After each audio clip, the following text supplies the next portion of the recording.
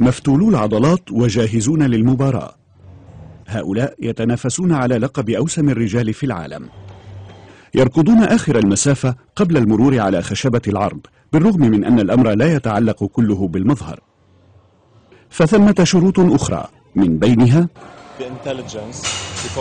قدر الذكاء، لأن المتنافسين يحاسبون على أجوبتهم، فالفائز سيقيم على قدر جوابه، ثم يأتي دور السلوك والمظهر الخارجي واللياقة والمحيا. لقد أمضى المتنافسون أسبوعين في تايوان، حيث عملوا على زيادة فتل العضلات، وجاءوا من مختلف بقاع العالم، من أيرلندا، من فنزويلا، ومن سنغافورة.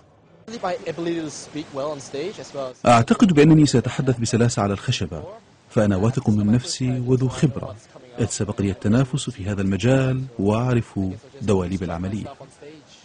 سباق الوسامة يمر أيضا عبر قسم ملابس السباحة. أتمنى أن أحظى بإعجاب الكل، وأنا خطيب مفوه، لذا آمل أن أنجح. لدي ثقة في نفسي وفي الله، وأيا كان الحال فإنني أشعر بأنني الفائز. وأيا كان الفائز فإنه لن يحصل على اللقب فحسب، بل على $5000 ورزمة من مواد التجميل.